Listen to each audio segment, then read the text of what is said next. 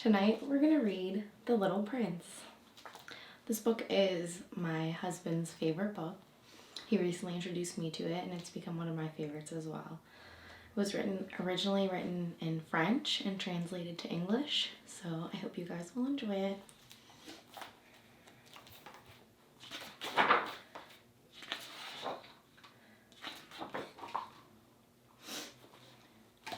A long time ago, when I was 6, I came across a splendid picture while leaping through a book about the virgin forest entitled Tales of the Past. It depicted a boa constrictor about to swallow an animal. In the book it said, boa constrictors devour their prey whole without chewing it. Unable to move forwards, they sleep for 6 consecutive months, the time required for digestion. I was really interested in jungle adventures, and so, with a colored pencil, made my first drawing. I showed my masterpiece to grown-ups, asking them if it frightened them. They replied, "Why would a hat scare anyone?"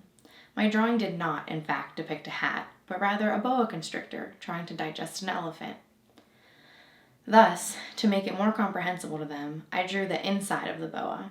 Grown-ups always need to have things explained. They advised me all the same to forget about boa constrictors, both the outside and the inside, and devote myself instead to geography, history, arithmetic, and grammar. So it was that at the age of 6, I abandoned a magnificent career as a painter, discouraged by the failing of my drawing number 1 and my drawing number 2. Grown-ups never understand anything on their own, and constantly explaining things really wears children out. Being obliged to choose another profession, I learned how to fly a plane. For a while, I flew all over the world, and to tell the truth, geography was of great use to me. A quick look was all I needed to distinguish China from Arizona, and it is really important when one gets lost in the darkness of night. In the course of life, I got to know many important people and lived among the great for quite some time. I was able to observe them from close up on many different occasions, but this hardly improved my opinion of them.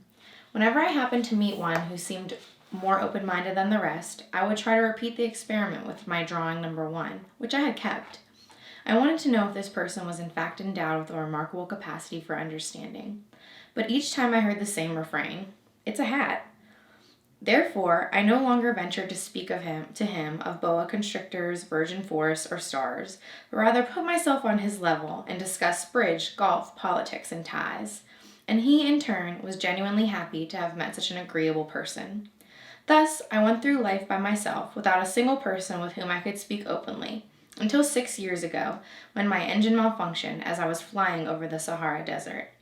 Something had broken down, and since I had no mechanic or passengers with me, I set about repairing the airplane on my own. It was a matter of life or death, since my water supply would run out in 8 days. Here's his picture that he drew. That's the one everyone thinks is a hat. And then there's the inside, trying to explain more, but grown-ups always need everything explained to them.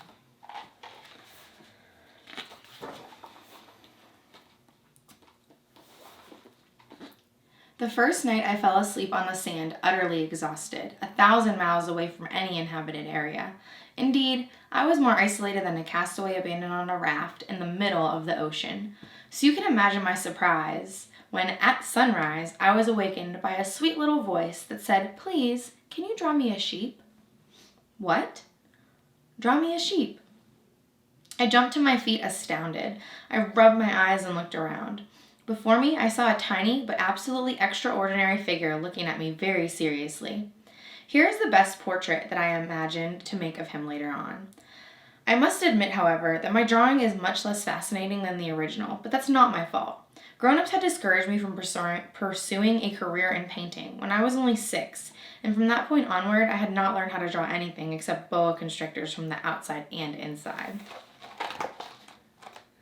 There's a picture of his plane crashing.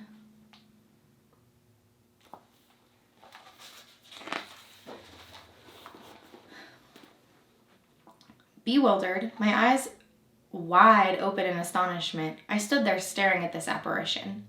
Don't forget that I was 1,000 miles away from any habitation, yet this little fellow seemed neither lost in the infinite sands of the Sahara, nor harmed by fatigue, hunger, or thirst, and not even weighed down by fear. He did not appear in the least like a lost child in the middle of the desert, 1,000 miles away from any inhabited region.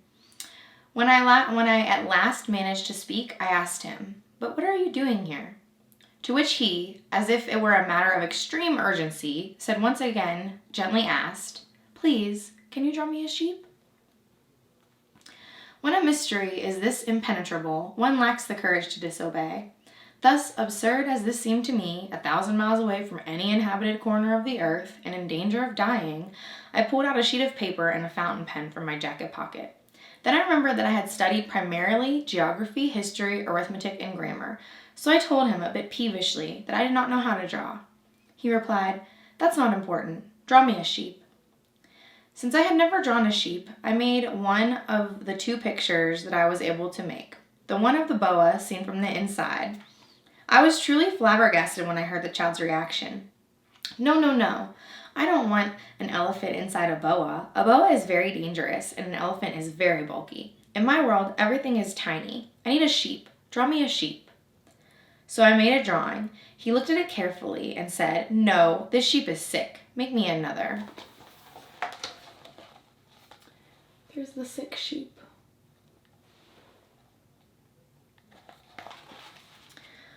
Draw another sheep.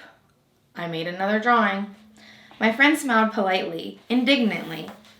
"Even you can see this is not a sheep. It's a ram. It has horns." I redid the drawing again, but like in the previous ones, it too was rejected. "This one's too old. I want a sheep that can live for a long time." So there's the sick sheep, and there's the ram, and there's the old sheep.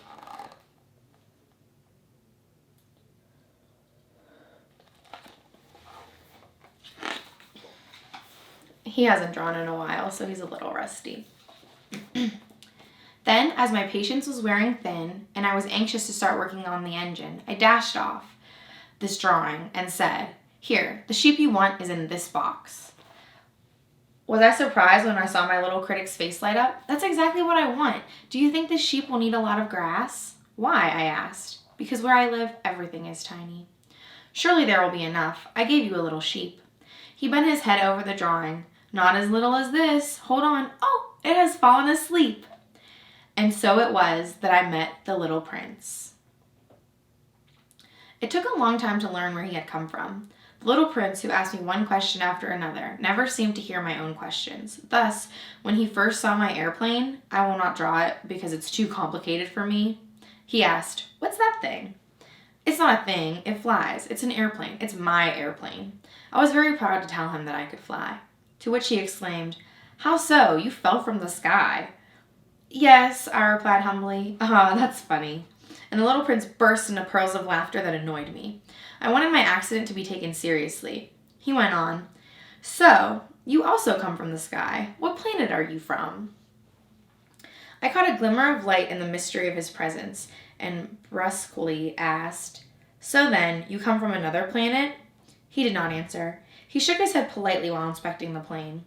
"You certainly couldn't have come from very far on this thing," and he fell into deep meditation.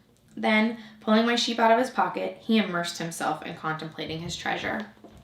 You can well imagine how terrified I was by this half-indulgent secret concerning other planets. I therefore tried to glean other information out of him. "Where are you from, little fellow? Where's your house? Where do you want to take my sheep?"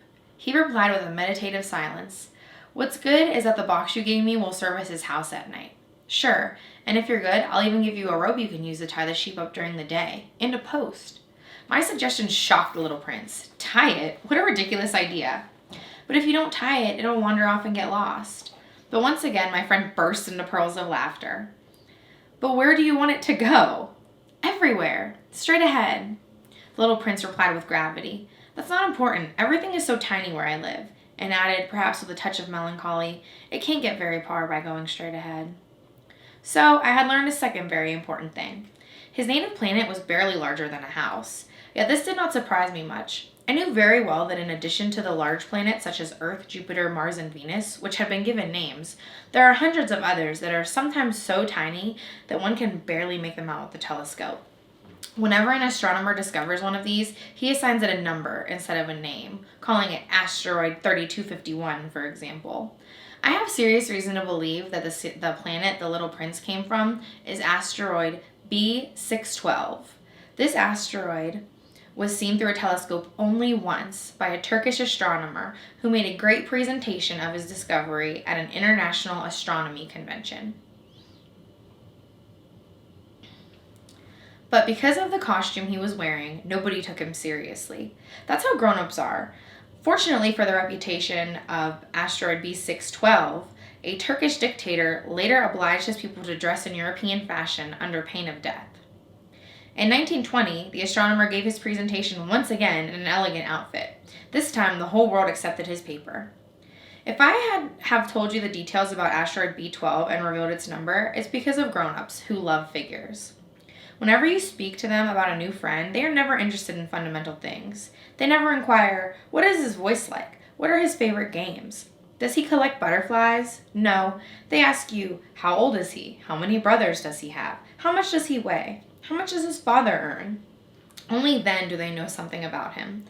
If you tell adults, I saw a pretty red brick house with geraniums in the window and doves on the roof, they would not understand what the house is like. You must say, I saw a $100,000 house, and then they will exclaim, it's so beautiful.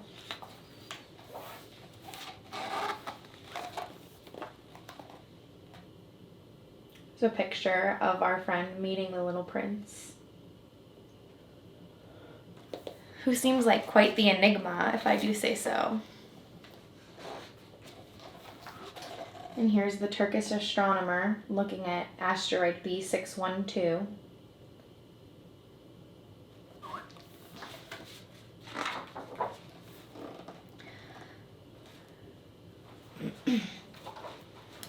So if you told them proof of the Little Prince's existence lies in the fact that he was very handsome, that he laughed and wanted a sheep, wanting to have a sheep is proof of his existence, well, they would shrug their shoulders and treat you like a child. But if on the other hand you told them the planet he came from is asteroid B612, then they would immediately be convinced of his existence and cease pestering you with their questions. That's how they are. There's no reason to take offense. Children must indulge grown-ups, but certainly we who understand life couldn't care less about figures. I would have liked to have begun this account as a fairy tale. I would have liked to have said, once upon a time there was a little prince who lived on a planet barely larger than he was and who longed for a friend. For those who understand life, this would have rung far more true. Because I don't want my book to be taken lightly, revealing these memories is very painful to me. 6 years have passed since my friend went away with his sheep, and I'm trying to describe him so that I don't forget him. It's sad to forget a friend, and I too may become like one of these grown-ups who are interested in nothing but figures. This is the reason why I bought a box of paints and pencils. It's not easy to go back to drawing at my age after not having tried to draw anything but a boa constrictor from the outside and a boa constrictor from the inside since the age of 6. I will try harder to make the most accurate portrayals, but I am not sure that I will succeed. One drawing goes pretty well, but another does not come close to being an actual likeness. I also make mistakes in heights. Here the Little Prince is too tall, and here he's too short. I'm equally unsure about the color of his outfit. Then I take a stab at it and falter, for better or for worse, and I will end up getting some of the most important details wrong. But I must be pardoned for this. My friend never offered me any explanations. Perhaps he believed that I was like him. Unfortunately, I did not know how to see sheep through the sides of boxes. It could be that I'm a bit like grown-ups. I must be getting old. Each day, I learned something about his planet, about his departure, about his voyage. This happened of its own accord, through some remarks he would make. Thus, on the 3rd day, I learned about the tragedy of the baobabs. This time, too, it was thanks to the sheep, because suddenly, as if weighed down by grave doubts, the Little Prince asked me, "Is it true that sheep eat little shrubs?" Yes, that's true. Ah, I'm so glad. I did not understand why the fact that the sheep ate little shrubs would be so important, but then the Little Prince continued. So they also eat baobabs, right? Whereupon I informed the Little Prince that baobabs were not bushes, but trees as large as churches, and that even if one brought along a herd of elephants, they would not be able to eat a single baobab. The idea of herd of elephants made the Little Prince laugh. You'd have to place them one on top of the other, but he wisely observed, "But before growing tall, baobabs begin by being little." Exactly, but why do you want your sheep to eat little baobabs? "Oh, come on," he replied, as if there were something obvious, and I had to strain my intelligence to understand this problem on my own. In fact, there are good and bad kinds of plants on the planet, including the little princes. There's a picture of the baobabs. Big plants, big trees as big as churches.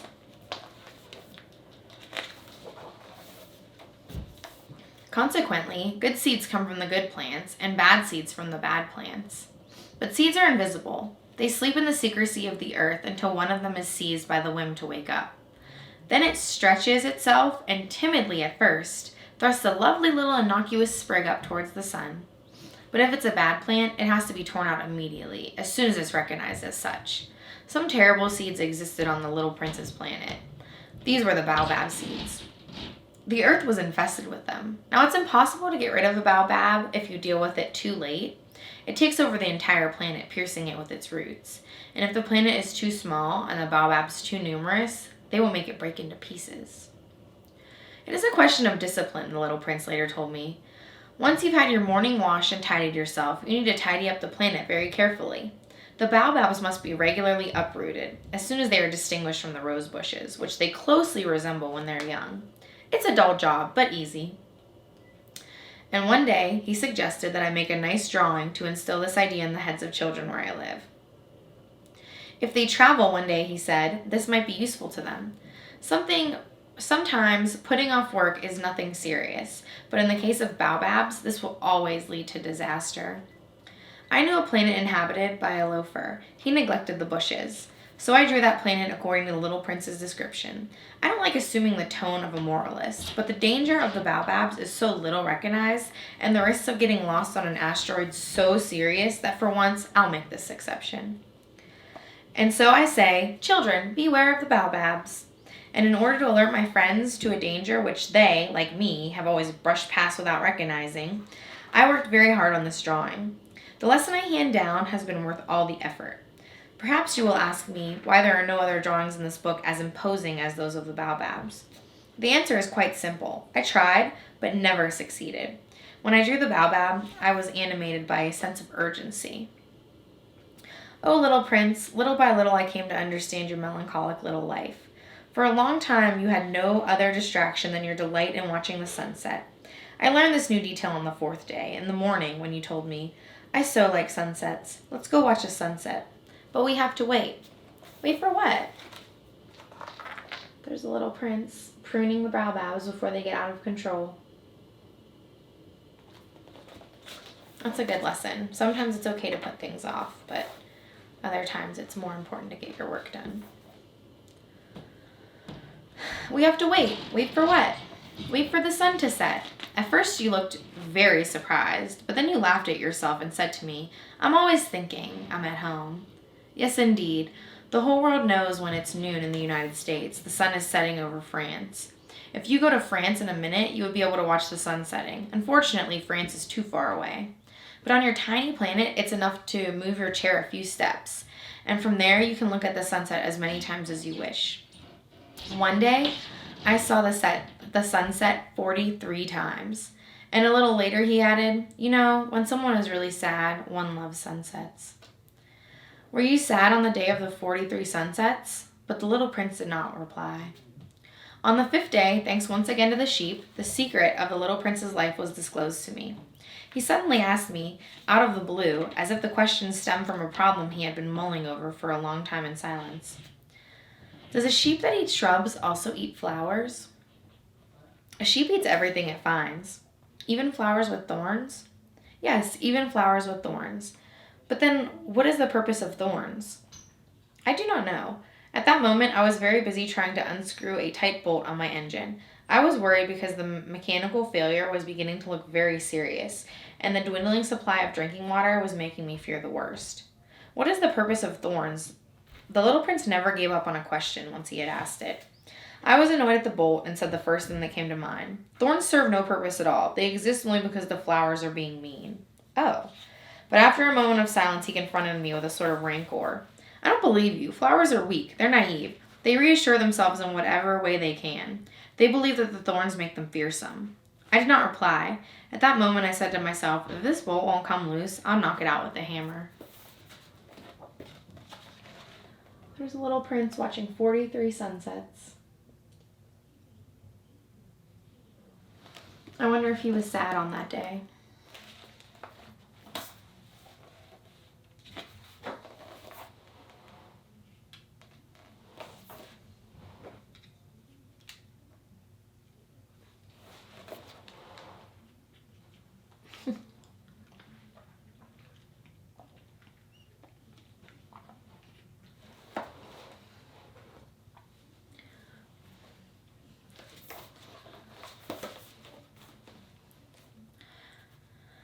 The little prince once again interrupted my thoughts.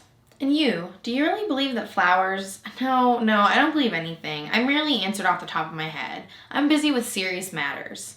He gaped at me, dumbstruck. With serious matters? He stood there observing me with my hammer in my hand, my fingers black with grease, hunched over an object that seemed very ugly to him. You're talking just like grown-ups. I felt a bit embarrassed, and then he added implacably, you confuse everything. You get everything all mixed up. He was really annoyed. He tossed his golden locks in the wind. I know a planet with a certain Mr. Chermisi. He has never smelled a flower, had never looked at a star, had never truly cared about anything. He does nothing but sums. And like you, he says the same thing over and over all day long. I'm a serious man, while swelling with pride. But he's not a man, he's a mushroom. A what? A mushroom. By now, the little prince was white with rage. Flowers have been generating thorns for thousands of years. Despite that, the sheep have been eating flowers for thousands of years. So trying to understand why flowers go through all that trouble to grow thorns that serve no purpose is not a serious matter.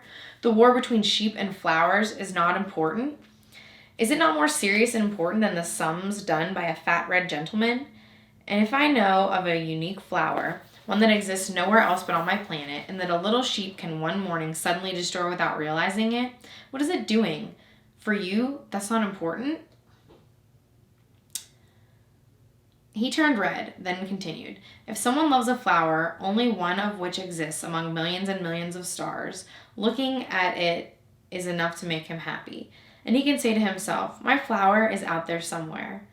But were the sheep to eat the flower, it would be for him as if all the stars should go dark at once. Isn't that important? He could not go on. He suddenly broke down in tears. Night had fallen. I had abandoned my tools. I couldn't care less about my hammer, my bolt, my thirst, or my death.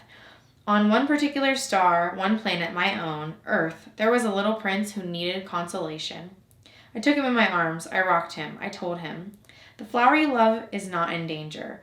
I will draw a muzzle for your sheep and a fence around your flower. I didn't really know what to say to him. I felt terribly awkward. I didn't know how to touch him, to reach him. The land of tears is such a mystery. So I began to learn more about this flower. There had always been simple flowers with a single ring of petals on the little prince's planet. Ones that did not take up much room and did not bother anyone. Oh, there he is consoling the little prince.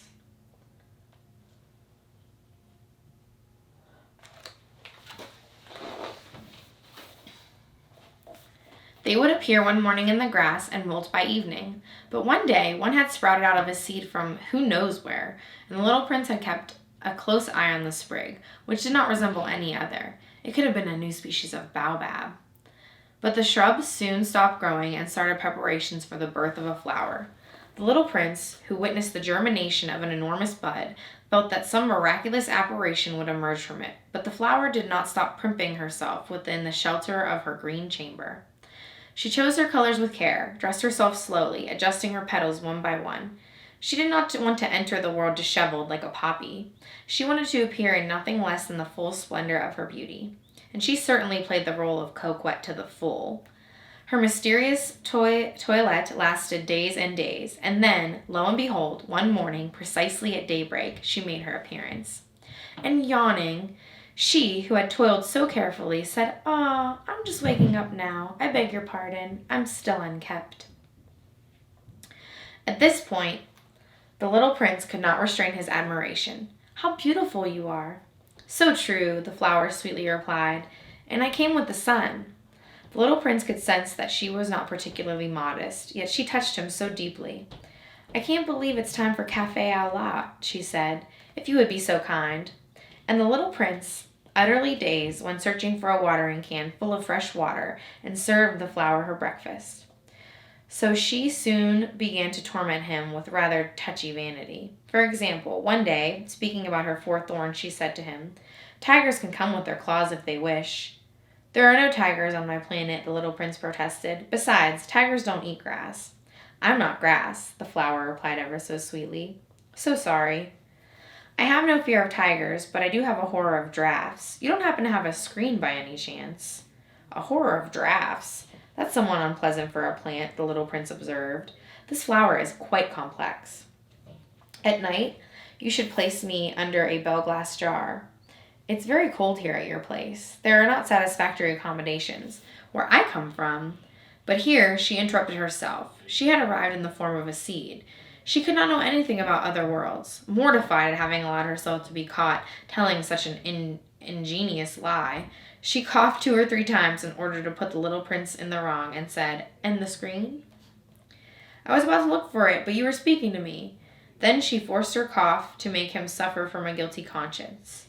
Thus, it was that the little prince, despite his good intentions and his love, began to have doubts about her. He had taken her trivial words to heart, which made him unhappy. There's the little prince with his rose. He loves his rose because there's no other flower like her in the planet.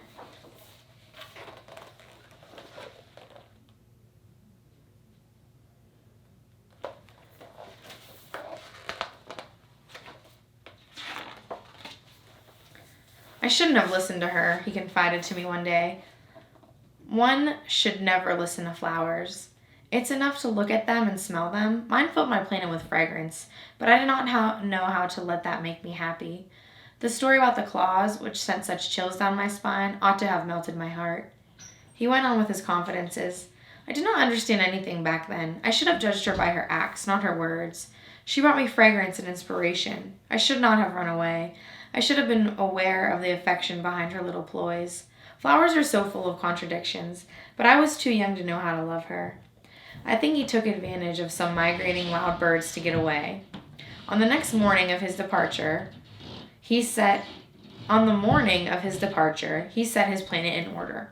He swept the chimney of his active volcanoes with care. He had 2 active volcanoes, quite convenient for warming up his breakfast. He also had an extinct volcano, but as he used to say, one never knows, so we swept the extinct volcano's chimney as well. If chimneys are kept clean, they burn quite slowly without erupting. Volcanic eruptions are like flare-ups in fireplaces. Obviously, on our Earth, we are too small to sweep the chimney of our volcanoes, which is why they cause us so much trouble. The little prince also uprooted the last few baobab shoots, not without a touch of melancholy. He believed that he would never return. But all these habitual tasks seemed to make him extraordinarily pleasant that morning.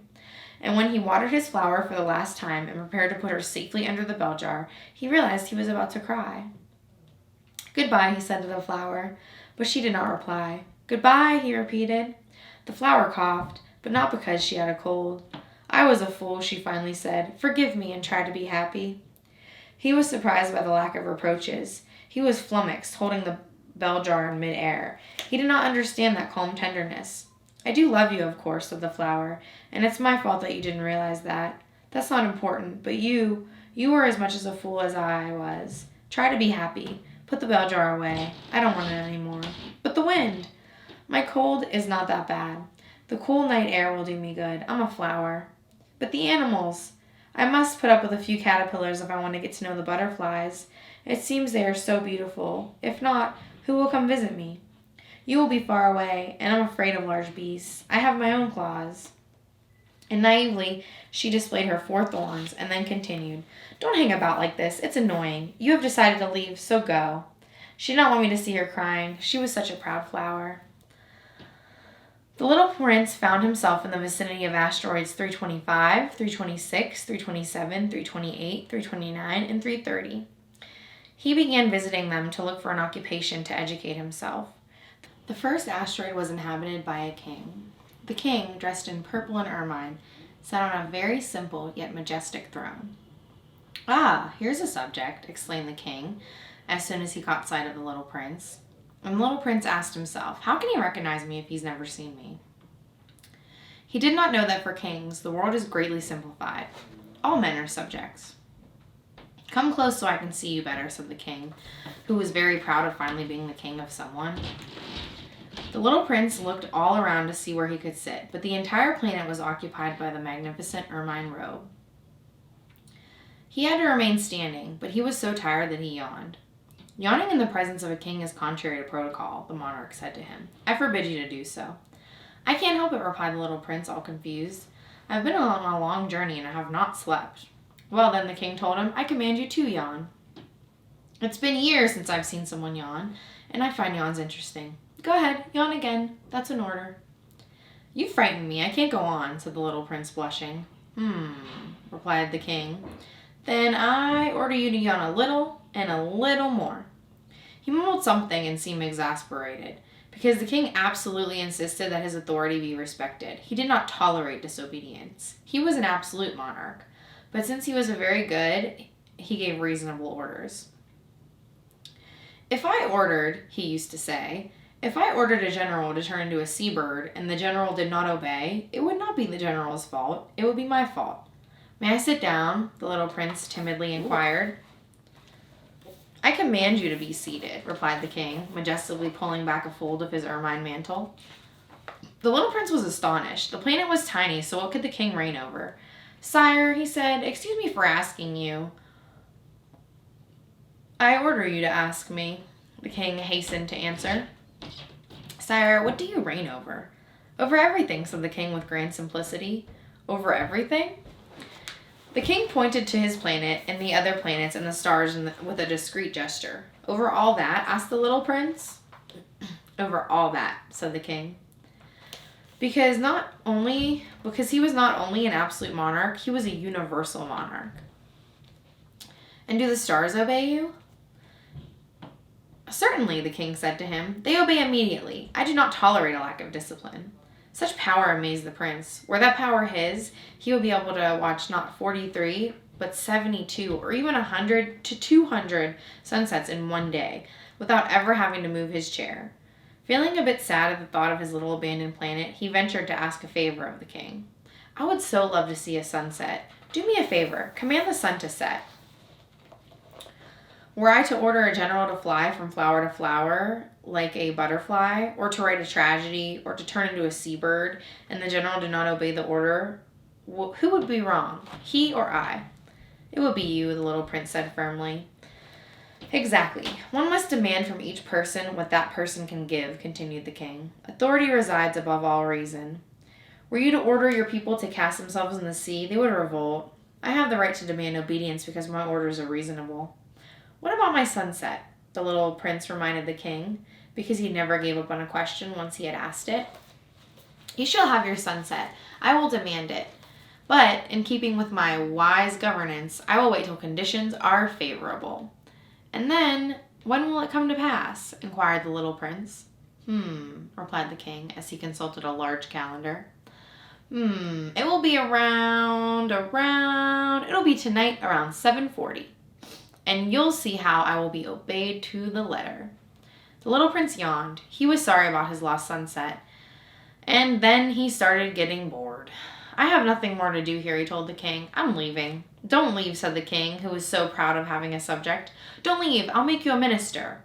"Minister of what?" Of justice." "But what if there's no one to judge?" "One never knows," the king said to him. "I have not yet made the rounds of my kingdom. I'm very old here. There's no room for a carriage, and walking tires me out." "Oh, but I've already had a look," said the little prince, turning around to take one more peek at the other side of the planet. "There's no one down there either." "You will judge yourself," the king replied to him. "That's the most difficult thing. It's far more difficult to judge oneself than to judge others. If you succeed in judging yourself, well then, it's a sign that you're truly a wise man." Said the little prince, "I can judge myself anywhere. I don't need to live here." the king muttered. I believe there's an old rat somewhere on my planet. I hear him at night. You can judge this old rat. From time to time you will condemn him to death. His life will therefore depend on your justice. But you will pardon him each time for the sake of conservation. There's only one of him after all. I do not like condemning to death, replied the little prince. I prefer to go away. No, said the king. But the little prince, who had now contemplated his preparations for a departure, did not wish to hurt the old monarch's feelings. If your majesty wishes to be obeyed to the letter, you can give me a reasonable order. For example, you can command me to leave in less than a minute. It seems to me the conditions are favorable. As the king did not reply, the little prince hesitated a moment, then left with a sigh. I'm appointing you my ambassador, the king quickly cried after him. He had an air of great authority. Grown-ups are very strange, the little prince said to himself as he resumed his voyage. There's the king and his rat.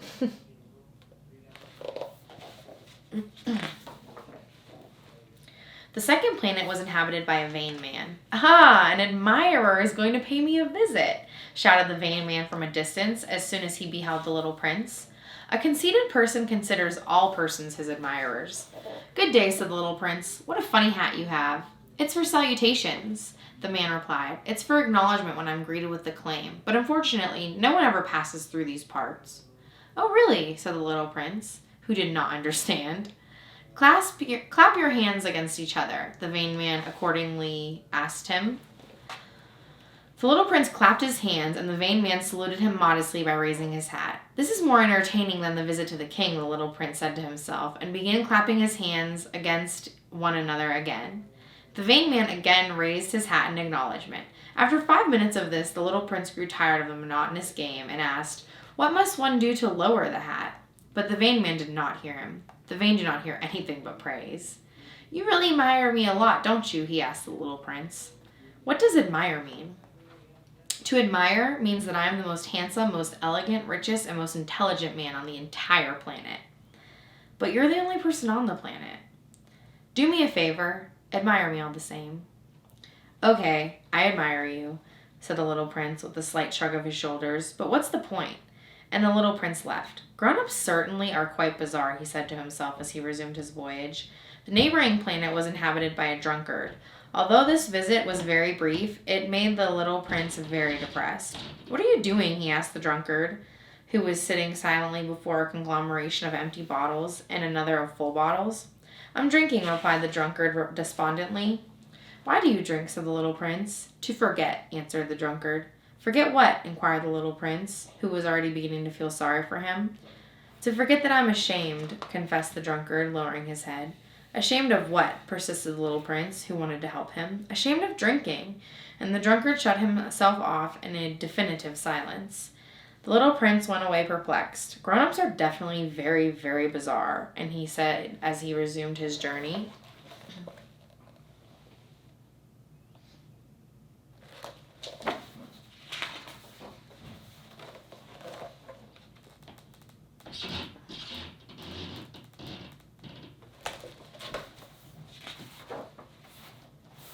The fourth planet was inhabited by a businessman. The man was so busy that he did not even look up when the little prince arrived. Good day, the latter said to him. Your cigarette has gone out. 3 plus 2 is 5. 5 plus 7, 12. 12 plus 3, 15. Good day. 15 plus 7 is 22. 22 plus 6, 28. I don't have time to relight it. 26 plus 5, 31. Whew! So that adds up to 501,622,731. 501 million what? You're still there? 501 million. I no longer know. I have so much to do. I am a serious man, I am. Don't amuse myself with nonsense. 2 plus 5, 7. 501 million what? Repeated the little prince, who never gave up on a question once he had asked it. The businessman raised his head.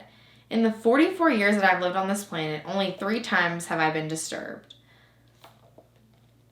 The first time was 22 years ago by a Maybug that fell from God knows where. It made a frightful racket, and I made 4 mistakes doing a sum. The second time was 11 years ago, when I suffered an attack of rheumatism. I never move. I have no time to saunter about. I'm a serious man, I am. The third time is now. As I was saying, 501 million. Millions of what? The businessman realized that there was no hope for peace. For those little things that one sometimes sees in the sky. Flies? No. Those little things that glitter. Bees? No. Those little golden things that make the lazy men daydream. But I'm a serious man, I am. I do not have time to daydream. Ah, you mean the stars? That's it, stars. And what do you do with 500 million stars? 501,622,731. I'm a serious man, I am. I'm precise. And what do you do with stars? What do I do with them? Yes. Nothing. I own them.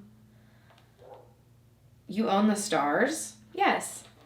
But I have already seen a king who... Kings do not own. They rule. That's much different. And what good does it do you to own the stars? It makes me rich. And what good does it do you to be rich? It allows me to buy other stars if one can be discovered. This man, said the little prince to himself, reasons a bit like my drunkard. Yet he asked another question. How can stars be owned? Whose are they? Replied the businessman, grinding his teeth. I don't know. No one's. So then they are mine, since I was the first to think of it. And that's enough? Sure. When you find a diamond that doesn't belong to anybody, it's yours. When you find an island that doesn't belong to anybody, it's yours. When you're the first to come up with an idea, you take out a patent and it's yours. And I own the stars because nobody before me dreamed of owning them. It's a picture of the stars.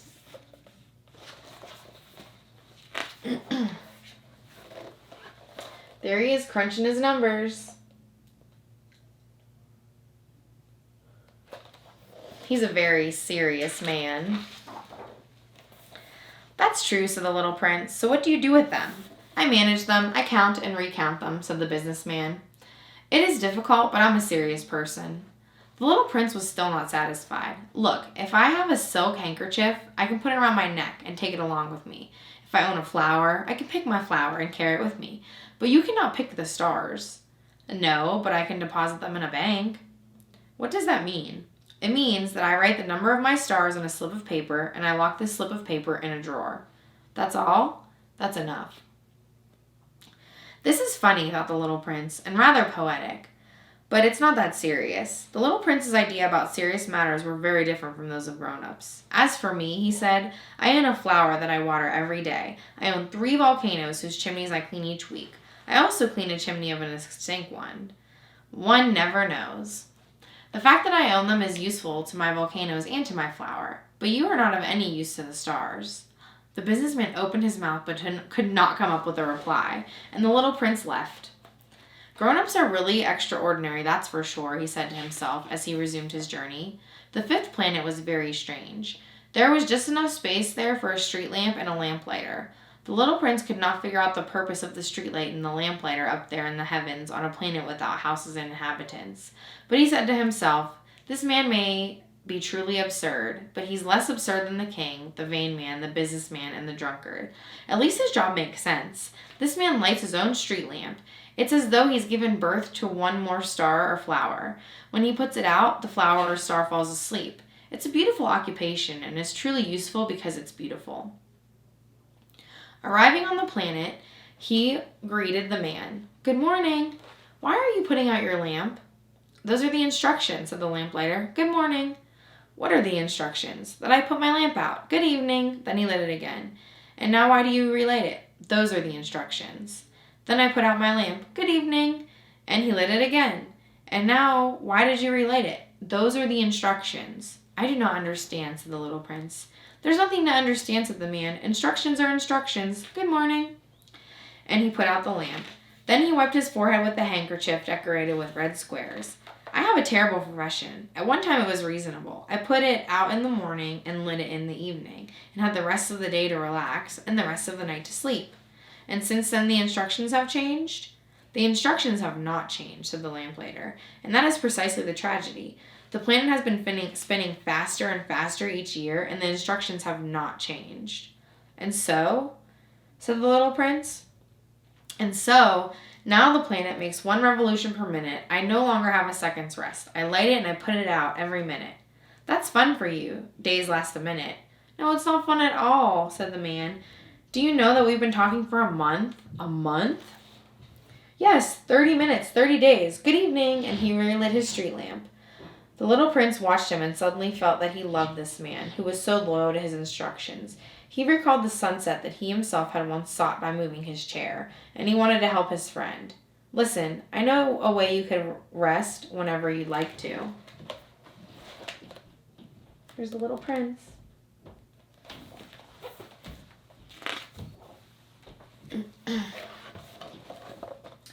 There's the lamplighter. I'd always like to do so forever, said the man, because one can be both loyal and lazy at the same time. And the little prince went on, Your planet is so small that you only need 3 steps to go around it. All you have to do is walk slowly enough to always remain in the sun. Whenever you want to rest, you can walk, and the day would last as long as you want. That's not much use to me, said the man. What I desire above all in life is to sleep. Then you're out of luck, said the little prince. Out of luck, the man replied. Good morning, and he put out his lamp. This man, said the little prince to himself as he resumed his journey, this man would be held in contempt by all others, by the king, by the vain man, by the drunkard, by the businessman. However, he's the only one who does not strike me as ridiculous, perhaps because he is occupied with something other than himself. He sighed with regret, and once again said to himself, he's the only one with whom I could be friends, but his planet is really too small. There's no room for 2. What the little prince dared not to admit to himself was that he most regretted leaving this planet because it was blessed with 1,440 sunsets every 24 hours. The 6th planet was 10 times larger. It was inhabited by an old gentleman who wrote enormous books. Look, an explorer, he exclaimed when he caught sight of the little prince. Panting a bit, the little prince sat down at a table. He had been traveling for so long. Where do you come from? The old gentleman asked him. What's that fat book? Said the little prince, adding, what is it that you're doing? I'm a geographer, said the old gentleman. What's a geographer? He's a learned man who knows seas, rivers, cities, mountains, and deserts, and where they're located. That's very interesting, said the little prince.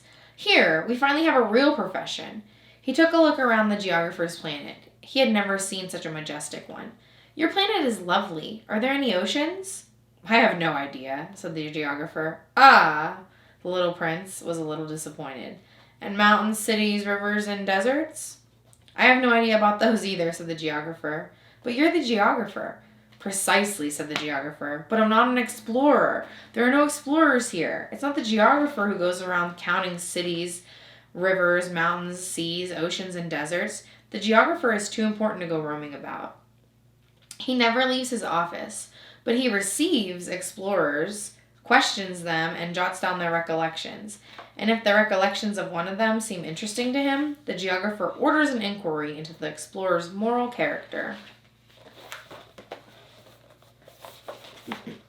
Here's a picture of the geographer with the little prince.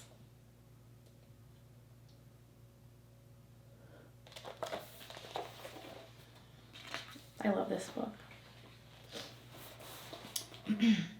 Why? Because an explorer who lies would be a catastrophe for geography books. Likewise, an explorer who drinks too much. Why? Because drunkards see double, and the geographer would end up noting down 2 mountains where there was only one. I know someone, said the little prince, who would make a bad explorer. That's possible. So then, when the moral character of the explorer provides to be good, an inquiry regarding his discovery is held. You go to see it? No, that's too complicated. But the explorer is required to provide proof. For example, in the case of a large mountain, he's required to submit some large stones. The geographer suddenly grew excited. But you have come from far away. You're an explorer. You must describe your planet to me. And opening his register, the geographer sharpened his pencil. A geographer takes down an explorer's account in pencil and waits until he has furnished proof before writing them down in ink. And so, The geographer inquired. "Oh," said the little prince, "the place I live is not that interesting. It's so small. I have 3 volcanoes, 2 active and 1 extinct. But one never knows." "One never knows," said the geographer. "I also have a flower." "We do not record flowers," said the geographer. "Why? They are the most beautiful thing of all." "Because they're ephemeral." "What does ephemeral mean?" "Geography books," said the geographer, "are the most precious of all books. They never go out of fashion. It's very rare for a mountain to change its position. It's very rare for an ocean It's very rare for a mountain range to change its position. It's very rare for an ocean to dry up. We describe eternal things." "But extinct volcanoes can revive," interrupted the little prince. "What does ephemeral mean?" "Whether volcanoes are extinct or active makes no difference to us," said the geographer. "What counts for us is the mountain. It does not change." "But what does ephemeral mean?" repeated the little prince, who never in his life gave up on a question once he had asked it.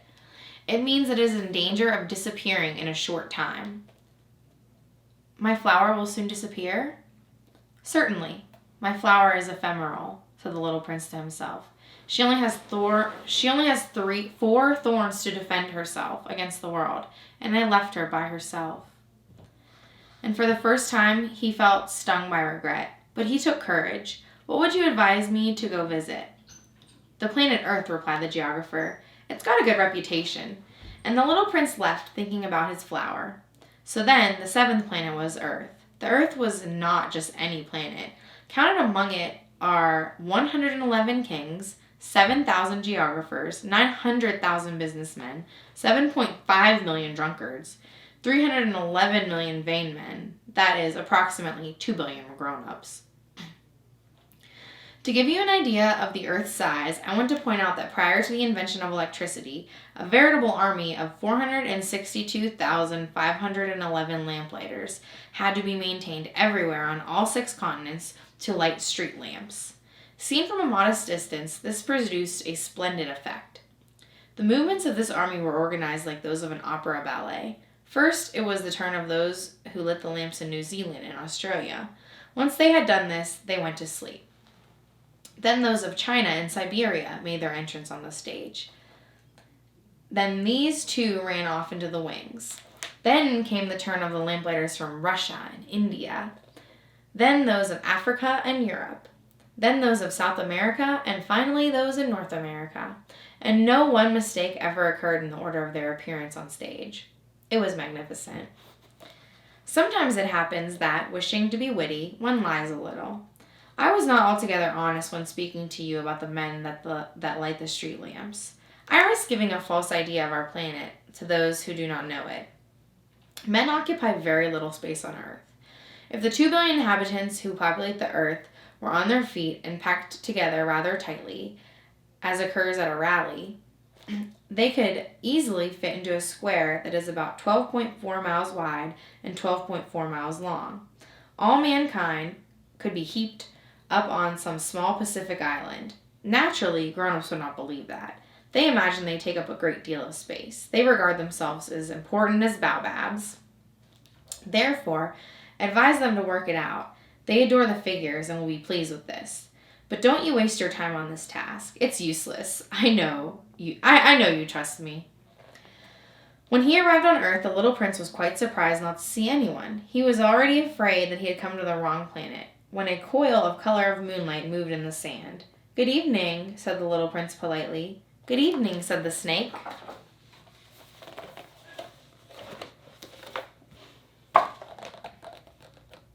Uh-oh, he met a snake when he came to Earth. "Which planet have I descended on?" inquired the little prince. "On Earth, in Africa," replied the snake. "Ah, but is there anyone on Earth?" "There's a desert here. There's no one in deserts. The Earth is large," said the snake. The little prince sat down on a stone and lifted his eyes to the sky. "I wonder," he said, "whether stars are illuminated so that everyone will one day be able to find his very own one. Look at my planet. It's right above us, but so far away." "It's beautiful," said the snake, "but why have you come here?" "I've had some problems with the flower," said the little prince. "Ah," uttered the snake, and they were silent. "Where are the men?" resumed the little prince after a while. "It's a bit lonely in the desert." "It's also lonely among humans," said the snake. The little prince looked at him for a long time. "You're a funny animal," he finally said, "as thin as a finger." "But I'm more powerful than the finger of a king," said the snake. The little prince smiled. "You don't seem very powerful to me. You don't even have feet. You can't even walk. I could carry you farther than any ship could," said the snake. It coiled itself around the little prince's ankle like a gold bracelet. "Whomever I touch, I restore to the land from which he came.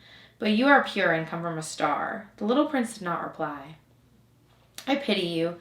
You're so weak on this earth made of granite. I will be able to help you one day if you start missing your planet too much. I understand you very well," said the little prince. "But why do you always speak in riddles?" "I solve all of them," said the snake, and they were silent. The little prince crossed the desert and encountered nothing but a flower with 3 petals, a small flower of no significance. "Good morning," said the little prince. "Good morning," said the flower. "Where are all the human beings?" the little prince asked politely. The flower had once seen a caravan passing by. "Humans? I believe there are 6 or 7 of them in existence. I saw them many years ago, but one never knows where to find them. The wind pushes them here and there. They have no roots, and this embarrasses them a great deal." "Goodbye," said the little prince. "Goodbye," said the flower. The little prince climbed a high mountain. The only mountains he had ever seen were the 3 volcanoes that reached his knees, and he used the extinct volcano as a stool. From a mountain as high as this, he thus said, "I will see the entire planet and all men at one stroke." But he saw nothing except very sharp rock needles. And there's the little prince meeting a new flower.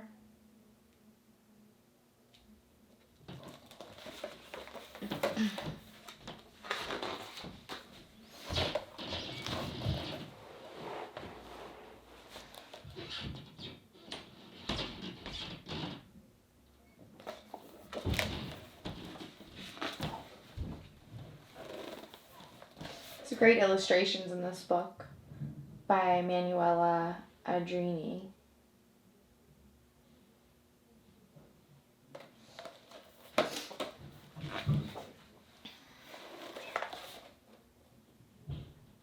This is the same picture that's on the cover. It's my favorite. The little prince and his fox. "Good morning," he said at random. "Good morning, good morning," replied the echo. "Who are you?" said the little prince. "Who are you? Who are you? Who are you?" replied the echo. "Be my friends. I'm all alone," he said. "I'm all alone, I'm all alone, I'm all alone," replied the echo. What an odd world, he then thought. It's completely dry, completely jagged and rough, and men have no imagination. They speak what is said to them. On my planet, I had a flower, and she was always the first to speak. But it happened that after walking a long way across the sand, rocks, and snow, the little prince finally discovered a road, and all roads lead towards men. "Good morning," he said. There was a garden blooming with roses. "Good morning," said the roses. The little prince looked at them. They all resembled his flower. "Who are you?" he said. He asked them, dumbstruck. "We're roses," said the roses. "Ah," said the little prince, feeling very sad. His flower had told him that she was the only one of her kind in the entire universe, and here he saw 5,000 of them, all identical, in a single garden. She would be very upset, he said to himself, if she saw this. She would cough a lot and pretend to be dying in order to escape ridicule. I would have to make a show of taking care of her, because if I didn't, she would truly let herself die in order to humiliate me. And he added, "Here I thought I was rich, having a flower unique in the whole world, but I had nothing more than an ordinary rose. She and my 3 volcanoes that reach up to my knees, of which one may be extinct for good, do not make me a particular important prince." And sitting in the grass, he cried. At that moment, a fox appeared. "Good morning," said the fox. "Good morning," the little prince politely replied, turning around, but he saw no one. "I'm here," said the voice, "under the apple tree." "Who are you?" asked the little prince. "You're very pretty." "I'm a fox," said the fox. "Come play with me." The little prince suggested, "I'm so sad. I can't play with you," said the fox. "I'm not domesticated." "Ah, I'm so sorry," said the little prince. But after a moment's thought, he added, "What does domesticated mean?" "You're not from around here, are you?" said the fox. "What are you looking for?" "I'm looking for men," said the little prince. "What does domesticated mean?" Men, said the fox. They have guns and hunt. It's terribly annoying. They also raise chickens. That's all they're interested in. Are you looking for chickens? No, said the little prince. I'm looking for friends. What does domesticated mean? It's something that has been forgotten by many. It means to establish ties. Establish ties? Exactly, said the fox. For the moment, you're just a little boy to me, like 100,000 other little boys, and I don't need you, nor do you need me. To you, I'm nothing more than a fox, like 100,000 other foxes. But if you domesticate me, then we will need one another. You will be unique for me, and I will be unique for you. I'm beginning to understand, said the little prince. There's a flower. I believe she has domesticated me. It's possible, said the fox. All sort of things happen on Earth. Oh, this is not on Earth, said the little prince. The fox seemed perplexed. On another planet? Yes.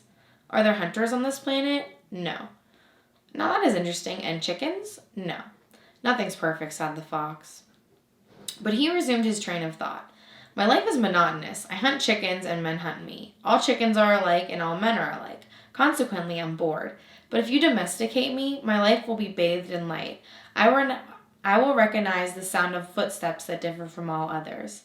Other footsteps will make me hide underground. Yours, like music, will draw me out of my lair. And then look, see the wheat fields down there in the distance? I don't eat bread and wheat. For me, they're useless. Wheat fields mean nothing to me. And that's sad. But your hair is the color of gold. So it'll be wonderful once you have domesticated me. The wheat, which is golden, will make me think of you. And I will love the sound of the wind in the wheat. The fox fell silent and looked at the little prince for a while. Please domesticate me, he said. I would really like to, said the little prince, but I haven't much time. I have friends to discover and many things to learn. We only learn about those things that we domesticate, said the fox. Men no longer have any time to learn anything. They buy ready-made things from shopkeepers. But as there are no shopkeepers who offer friends, men no longer have friends. If you want a friend, domesticate me. What must I do, said the little prince. You have to be very patient, said the fox. At first, you sit a little while away from me, just so, in the grass. I'll watch you out of the corner of my eye and will not say anything. Words are a source of misunderstanding. But every day, you'll be able to sit a little closer. The little prince came back the next day. It would have been better to come back at the same hour, said the fox. If you come every afternoon at 4 o'clock, for example, I shall start feeling happy at 3. I shall grow even happier as the hour passes. When 4 arrives, I'll start getting worked up and restless. I'll discover the price of happiness. But if you arrive at any time, I shall never know at what hour I should prepare my heart. Rites are necessary. What's a rite? Said the little prince. That too is something that's been forgotten over time, said the fox. It's what makes one day different from another, 1 hour different from another. There is a rite among my hunters, for example. Every Thursday they dance with the village girls. So Thursday is a marvelous day. I can go as far as the vineyard. But if the hunters were to dance all day, all days would be alike, and I would never have a vacation. So the little prince domesticated the fox. And then the hour of his departure grew near. Ah, said the fox, I'm going to cry. It's your fault, said the little prince. I never wished you any harm, but you wanted me to domesticate you. That is true, said the fox. But are you going to cry, said the little prince. Of course, said the fox. But what have you gained from it? I have gained the color of wheat, said the fox. Then he added, go look at the roses again. You'll understand that yours is unique in the whole world. When you come back here to say goodbye, I'll tell you a secret. The little prince left to take another look at the roses. You do not resemble my rose the least. You are nothing yet, he said. No one has domesticated you, and you have domesticated no one. You're like my fox once was. He was merely a fox, like 100,000 others, but I have made him my friend, and now for me he is unique. And the roses were embarrassed. You are beautiful, but you are empty, he repeated. One could not die for you. Sure, an ordinary passerby would think that my rose resembles you, but she alone is more important than you all. Because she's the one that I have watered. Because she's the one I have put under the glass bell jar. Because she's the one I have sheltered behind a screen. Because it was on her account that I killed caterpillars on her, except the 2 or 3 that I saved so they could turn into butterflies. because she's the one I listened to when she complained or boasted, or sometimes even said nothing, because she's my rose." And he returned to the fox. "Goodbye," he said. "Goodbye," said the fox. "Here's my secret. It's very simple. One sees clearly only with the heart. The essential is invisible to the eye." The little prince repeated this in order to remember. It's the time you've wasted on your rose that makes your rose so important. It's the time I have wasted on my rose," said the little prince, in order to remember. "Men have forgotten this truth, but you must not forget it. You are responsible forever for what you have domesticated. You're responsible for your rose." "I'm responsible for my rose," repeated the little prince, in order to remember.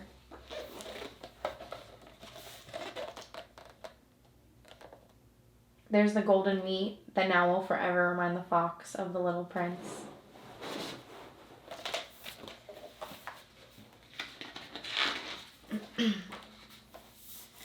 "Good morning," said the little prince. "Good morning," said the railway switchman. "What do you do here?" inquired the little prince. "I sort passengers in packs of thousands," said the switchman. "I dispatch the trains that transport them, sometimes to the right, sometimes to the left." Any illuminated express train, roaring like thunder, made the switchman's cabin quake. "They're really in a hurry," said the little prince. "What are they looking for?" "Even the engineer doesn't know," said the switchman. A second illuminated express train shot past in the opposite direction.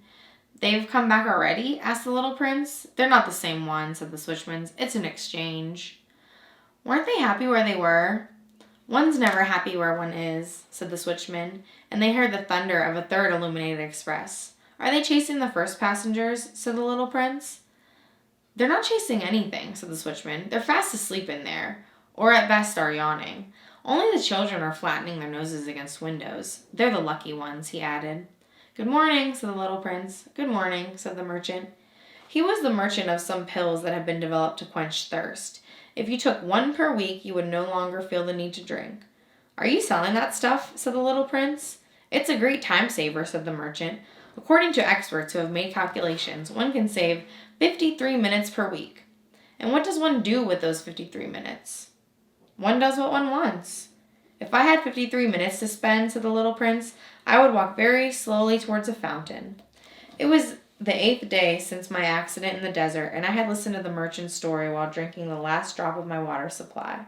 "Ah," I said to the little prince, "your memories are all very nice, but I still haven't managed to repair my airplane. I have nothing left to drink, and I too would be happy if I could walk very slowly towards a fountain."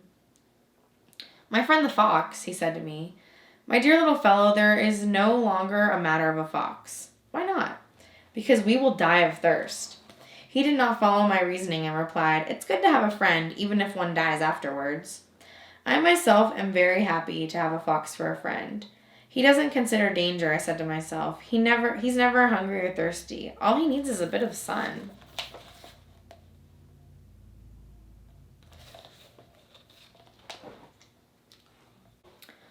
But he looked at me and answered my thought. "I am thirsty too. Let's look for a well." I made a gesture of weariness. It's absurd to search randomly for a well in the immensity of the desert. We started walking all the same. After walking for hours in silence, night came, and the stars began to emerge. I saw them as if it was a dream, through the fever caused by my thirst. The words of the little prince pranced in my memory. "Are you thirsty too?" I asked him. But he did not reply to my question. He simply said, "A little water can do the heart some good." I did not understand his reply, but I remained silent. I knew better than to cross-examine him. He was tired. He sat down. I sat down next to him. After a moment of silence, he began again. "The stars are beautiful because of a flower that is not invisible." "To be sure," I replied and looked, without speaking, at the ripples of sand in the moonlight. "The desert is beautiful," he added. And it was true. I have always loved the desert. One sits on a sand dune, one does not see anything or hear anything, and yet something glimmers in the distance. "What makes the desert beautiful," said the little prince, "is that it conceals a well somewhere." I was surprised by my sudden understanding of that mysterious radiation in the sand. When I was little, I used to live in an old house. Legend had it that there was a hidden treasure inside. Of course, no one was ever able to find it, or perhaps had even tried.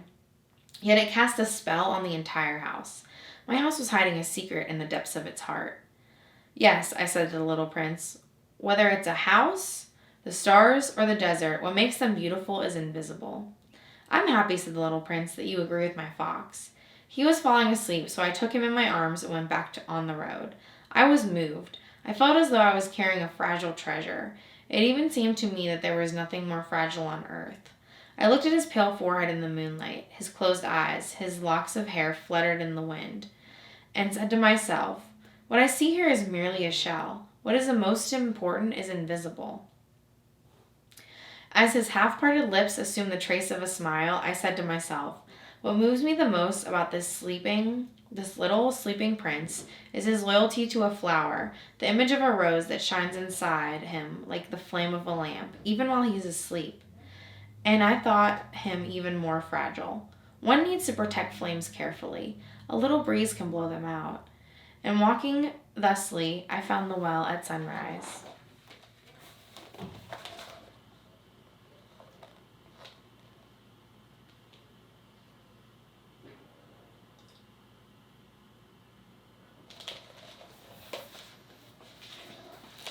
Men, said the little prince, cram into express trains, but they no longer know what they're seeking. They get upset, circle round and round, and he added, it's not worth the trouble. The well that we had reached was not like the wells of the Sahara. The Sahara wells are mere holes dug into the sand. They look like a well that belonged in a village. But there was no village nearby, and it seemed to me that I was dreaming. This is strange, I said to the prince.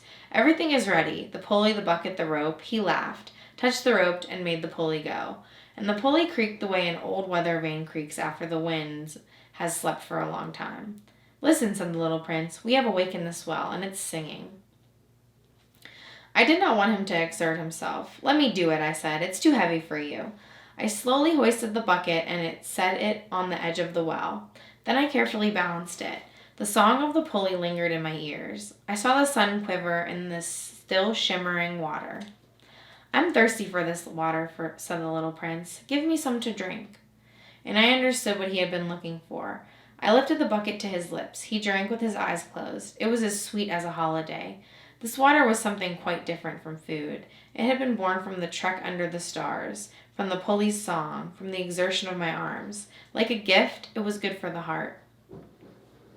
When I was little, the lights of the Christmas tree, the music of midnight mass, the tenderness of smiling faces made Christmas gifts I received glow.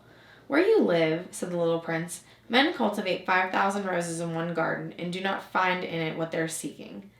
They don't find it, I replied, and yet what they are looking for could be found in a single rose or a bit of water. Certainly, I replied. And the little prince added, but eyes are blind. One must seek with the heart. I had drunk. I was breathing with ease. The sand at sunrise was the color of honey. And the honey color was also making me happy. Yet why was I distressed? You must keep your promise, the little prince said softly, in the meantime sitting next to me again. What promise? You know, the muzzle for my sheep. I'm responsible for that flower. I pulled out my sketches from my pocket. The little prince saw them and said, laughing, your balboas look a bit like cabbages. Oh, I have been so proud of those balboas.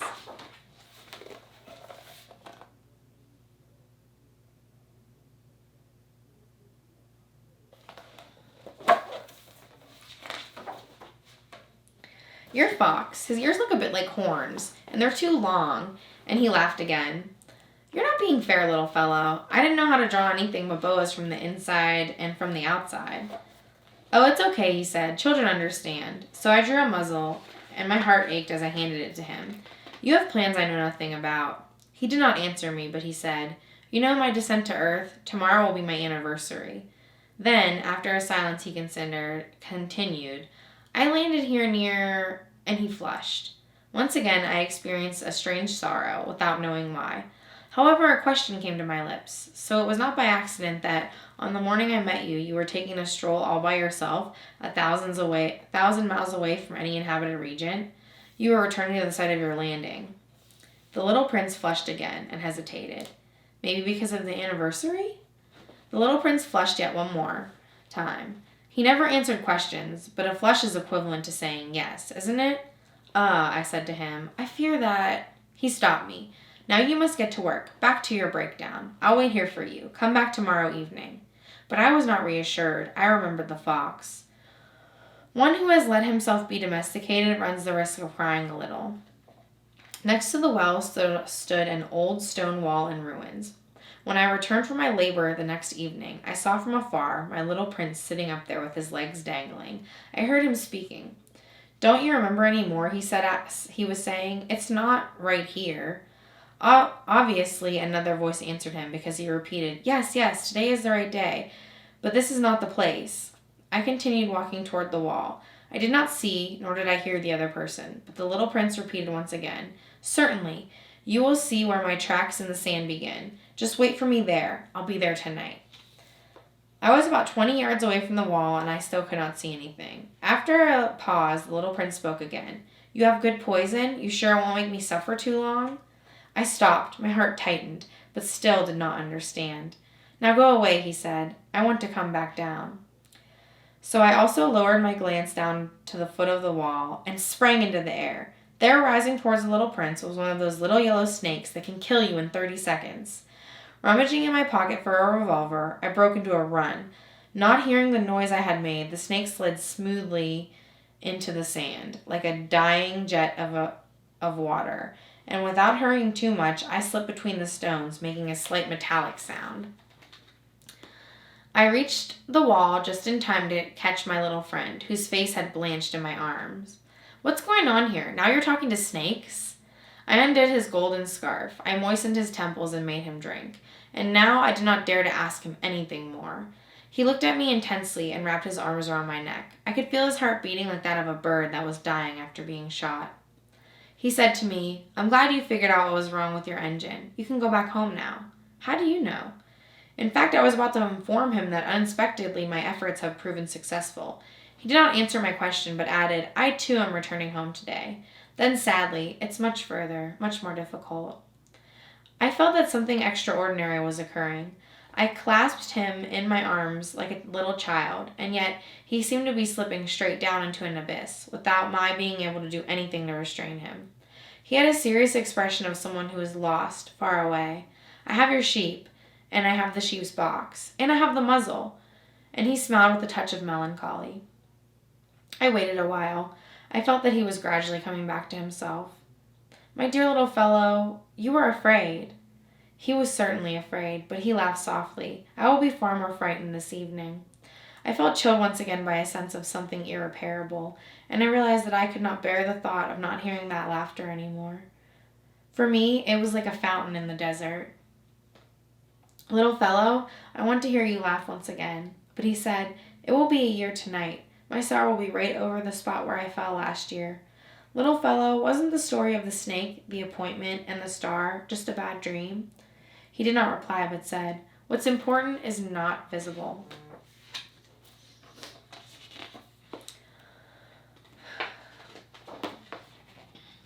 Certainly. It's like the flower. If you really love the flower that is on a star, then watching the sky at night is lovely. All the stars are in bloom. Certainly. It's just like that with the water. What you gave me to drink was like music. There was the pulley, and then there was the rope. You remember, it was good. Certainly. You'll look at the stars at night. The one I live on is so tiny that I can't show you where it is. It's better that way. For you, my star will simply be one of the stars. That way you'll love watching the stars. All of them will be your friends. And now I want to present you with a gift. He laughed again. "Ah, little prince, my dear fellow, how I love to hear that laughter." "That's precisely my gift, and it will be just like that with the water." "What do you mean?" "Men have different kind of stars. For some, those who travel, the stars serve as guides. For others, they're nothing but tiny light. For yet others, who are learned, they are problems. For my businessman, they were gold. But these stars are all silent. You will have stars such as no one else possesses." "What do you mean?" "Since I dwell on one of them, since I will be laughing on one of them, you will look at the sky at night. For you, it will be as though all the stars were laughing. You alone, will have stars that know how to laugh." And he laughed again. And once you have consoled yourself, one always finds consolation. You'll be glad to have known me. You will always be my friend. You will want to laugh with me, and sometimes you will open the window just for that pleasure. And your friends will be amazed to see you laughing while looking at the sky. Then you will say, "Yes, the stars always make me laugh." And they'll think you've gone crazy. I will have played a dirty trick on you. And he laughed again. It will be as though, instead of stars, I have given you a bunch of little bells that know how to laugh. And he laughed once more. Then he became serious again. Tonight, don't come. I will not leave you. It will look as if I'm not feeling well. Look a bit as if I were dying. That's the way it is. Don't come. You don't want to see that. It's not worth it. I will not leave you. But he was worried.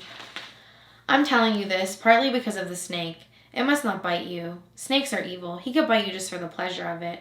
I will not leave you. But then something reassured him. True, they have no poison left for a second bite. That night I did not see him set off. He vanished without a sound. When I managed to catch up with him, he was walking resolutely at a quick pace. He merely said, "Ah, you're here." And he took my hand. But he was still very worried. "You are wrong. You'll regret it. I will seem to be dead, and it will not be true." I remained silent. "Do you understand? It's too far. I cannot carry my body along. It's too heavy." I remained silent. "But it will be like an old abandoned hide. Old hides are not sad." I remained silent. He was somewhat discouraged, but he made another attempt. "It will be nice, I will watch the stars. All the stars will be wells with rusty pulley. All the stars will pour me something to drink." I remained silent. "That will be so much fun. You will have 500 million bells, and I will have 500 million fountains." And then he grew too silent because he was crying. "It's over there. Let me go on alone." He sat down because he was afraid, and again he said, "My flower, I'm responsible for her, and she's so weak, so naive. She has 4 thorns which are useless. They cannot protect her against the whole world." I also sat down because I could no longer stand up. He said, "So that's all?" He hesitated a moment, then got up. He took a step. I could not move. There was only a flash of yellow next to his ankle. He remained motionless for a second. He did not shout. He fell gently, the way a tree falls. He did not make a sound in the sand. And now, of course, 6 years have already passed. I've never told this story before. The friends who saw me again were very happy to see me alive. I was sad, but I said it was fatigue. Now that I've consoled myself a little, that is, not entirely, but I know that he returned to his planet because at daybreak I did not find his body. It wasn't a heavy body, and I like to listen to the stars at night. They are like 500 million little bells. But there is something truly extraordinary. In the muzzle that I drew for the little prince, I forgot to add a leather strap. He'll never be able to put the muzzle on the sheep. So I asked myself, what will happen on the planet? Perhaps the sheep has eaten the flour.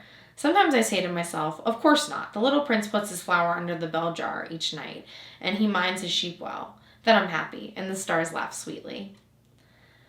At other times, I tell myself, at some point or another, one becomes distracted, and that's all it takes. One evening, he forgot the bell jar, or the sheep silently got away in the night, and then all the little bells turn into tears. It's all a great mystery. For you, who also love the little prince, as for me, everything in the universe changes in some place. Who knows where? A sheep that we've never met has eaten or not eaten a rose. Look up in the sky and ask yourself, has the sheep eaten the flour or not? And you will see that everything changes. But grown-ups will never understand why this is so important. For me, this is the most beautiful and saddest landscape in the world. It's the same landscape as the one on the previous page, but I drew it one more time so you could have a good look at it. It's here that the little prince appeared on Earth, then disappeared.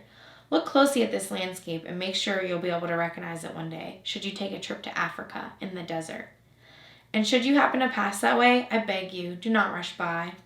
Stop for a moment under the stars, and then if a child appears before you, one who laughs, one with golden hair, one who does not answer your questions, you will certainly understand who he is. If you do, please relieve me of my sadness. Write to me immediately and tell me he's returned.